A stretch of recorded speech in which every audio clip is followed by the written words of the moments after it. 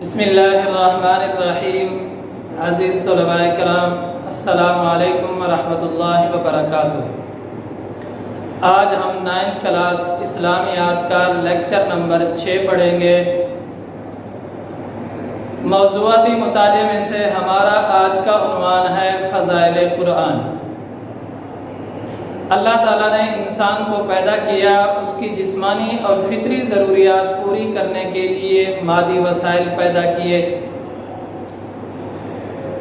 انسان کی ہدایت اور رہنمائی کے لیے کامل اہتمام فرمایا، انبیاء کرام کو مبعوث فرمایا اور ان پر اپنی کتابیں نازل فرمائیں۔ قرآن مجید اللہ تعالیٰ کی آخری کتاب ہے۔ اللہ تعالیٰ نے اپنے پیارے نبی حضرت محمد صلی اللہ علیہ وسلم پر قرآن مجید نازل فرمایا، جو تمام انسانوں کے لیے ہدایت کا دائمی ذریعہ ہے۔ قرآن مجید ایسی کتاب ہے جس میں کسی شک اور شبہ کا گزر نہیں۔ قرآن مجید میں ارشاد ہے، ذالک الکتاب لا ریب فیہ، یہ ایسی کتاب ہے اس میں کسی شک کا گزر نہیں ہے۔ قرآن مجید کو نازل ہوئے 1500 سال گزر چکے ہیں، آج تک قرآن مجید کے اندر کسی لفظ یا زیر زبر کا بھی فرق نہیں آیا۔ اسی طرح قرآن مجید آخری الہامی کتاب ہے۔ الہامی کتاب سے مراد اللہ تعالیٰ نے اپنے انبیاء پر جو کتابیں نازل فرمائیں انہیں الہامی کتاب کہا جاتا ہے۔ 4 مشہور الہامی کتابیں ہیں، جن میں سے تورات، زبور، انجیل اور قرآن مجید ہے۔ تورات حضرت موسیٰ علیہ السلام پر نازل ہوئی، زبور حضرت داؤد علیہ السلام پر نازل ہوئی، انجیل حضرت عیسیٰ علیہ السلام پر نازل ہوئی، اور قرآن مجید ہمارے پیارے نبی حضرت محمد صلی اللہ علیہ وسلم پر نازل ہوئی۔ قرآن مجید کو الہامی کتاب کہا جاتا ہے۔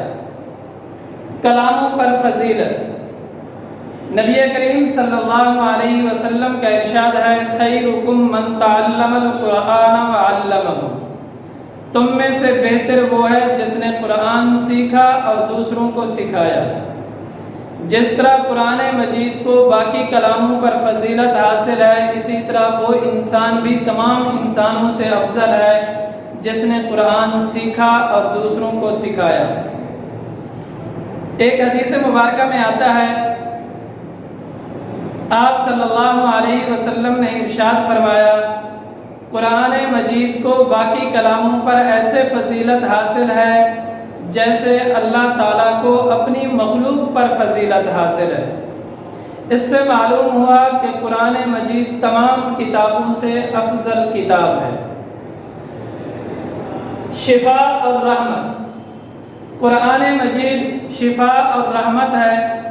شفا کا مطلب ہے کہ قرآن مجید کو ماننے والے، اس پر ایمان لانے والے، اس کو پڑھنے والے، وہ تمام جسمانی اور روحانی بیماریوں سے محفوظ رہتے ہیں۔ قرآن مجید رحمت بھی ہے، یعنی جہاں پر قرآن مجید پڑھا جاتا ہے یا جو انسان قرآن مجید پڑھتا ہے اس پر اللہ تعالیٰ کی رحمت نازل ہوتی ہے۔ قرآن مجید میں ارشاد ہے، وَنُنَزِّلُ مِنَ الْقُرْآنِ مَا هُوَ شِفَاءٌ، کہ ہم نے قرآن مجید نازل کیا ہے جو کہ شفا اور رحمت ہے مومنین کے لیے۔ اب ہم آتے ہیں اپنے اگلے پوائنٹ کی طرف کہ قرآن مجید عزت اور سربلندی کا ذریعہ ہے۔ تاریخ اس بات کی گواہ ہے کہ جب تک مسلمان قرآن مجید کی تعلیمات پر عمل کرتے رہے وہ سربلند رہے، دنیا پر حکومت کرتے رہے، لیکن جیسے ہی انہوں نے قرآن کی تعلیمات کو چھوڑا وہ ذلت کا شکار ہو گئے۔ آپ صلی اللہ علیہ وسلم نے پہلے ہی ارشاد فرما دیا تھا کہ اللہ تعالیٰ اس قرآن کی وجہ سے بہت سی قوموں کو سربلندی عطا فرمائے گا اور اسی قرآن کو چھوڑنے کی وجہ سے ذلت و رسوائی کے گڑھے میں دھکیل دے گا۔ تو معلوم ہوا کہ قرآن مجید عزت اور سربلندی کا ذریعہ ہے۔ عزت اور سربلندی کا ذریعہ صرف دنیا میں ہی نہیں ہے بلکہ آخرت میں بھی عزت اور سربلندی کا ذریعہ ہے۔ ایک روایت میں آتا ہے کہ حافظ قرآن کے والدین کو کل قیامت کے دن سورج سے زیادہ چمکتے ہوئے تاج پہنائے جائیں گے۔ اب ہم آتے ہیں اپنے اگلے پوائنٹ کی طرف، اجر عظیم۔ قرآن مجید کی تلاوت کرنا، پڑھنا، اس کا بہت زیادہ اجر و ثواب ہے۔ قرآن کے ایک ایک حرف کی تلاوت پر 10 نیکیاں ملتی ہیں۔ قرآن اپنے پڑھنے والوں کو عزت و سربلندی عطا فرماتا ہے۔ اسی طرح قرآن مجید محافظ اور نگہبان بھی ہے۔ محافظ اور نگہبان کا کیا مطلب ہے کہ قرآن مجید سے پہلے جتنی بھی کتابیں نازل ہوئیں ان کی تعلیمات اور عقائد کے اندر وقت گزرنے کے ساتھ ساتھ تبدیلیاں آ گئیں۔ قرآن مجید نے ان تعلیمات اور عقائد کو اپنے اندر اثر نو بیان کر کے محفوظ کر دیا۔ یہی وجہ ہے کہ قرآن مجید پر بغیر کسی شک کے عمل کیا جا سکتا ہے۔ اب ہم آتے ہیں قرآن باعث شفاعت ہے۔ قرآن باعث شفاعت ہے، کیا مطلب؟ قرآن اپنے پڑھنے والوں کی شفاعت کرے گا۔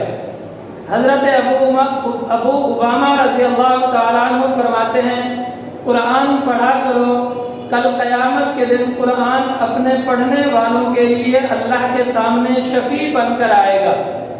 شفیع سے مراد سفارشی بن کر آئے گا کہ اللہ سے ان کے لیے ان کے گناہوں کی معافی اور جنت میں داخلے کے لیے سفارش کرے گا۔